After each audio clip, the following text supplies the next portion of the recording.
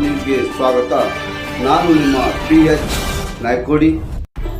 ಅಂಗನವಾಡಿ ಕಾಮಗಾರಿ ಕಳಪೆ, ಗುತ್ತಿಗೆದಾರ ಪರವಾನಗಿ ರದ್ದುಪಡಿಸಲು ಆಗ್ರಹ. ಮಲ್ಕಣ್ಣ ಪೂಜಾರಿ.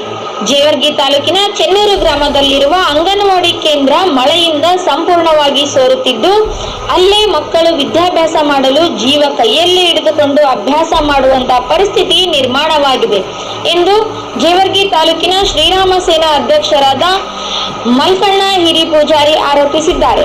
ಮಕ್ಕಳಿಗೆ ವಿದ್ಯಾಭ್ಯಾಸ ಮಾಡಿಸುವುದರಲ್ಲದೆ ಅಡುಗೆ ಮಾಡಿಸಲು ಸಂಪೂರ್ಣ ಕೋಣೆ ಜಲಾವೃತಗೊಂಡಿದೆ. ಈ ಕಾಮಗಾರಿ ಮಾಡಿದ ಗುತ್ತಿಗೆದಾರರ ವಿರುದ್ಧ ಸೂಕ್ತ ಕ್ರಮ ಕೈಗೊಳ್ಳಬೇಕು, ಜೊತೆಗೆ ಅವರ ಗುತ್ತಿಗೆದಾರ ಪರವಾನಗಿಯನ್ನು ರದ್ದುಪಡಿಸಬೇಕೆಂದು ಒತ್ತಾಯಿಸಿದ್ದಾರೆ. ಈ ಅಂಗನವಾಡಿ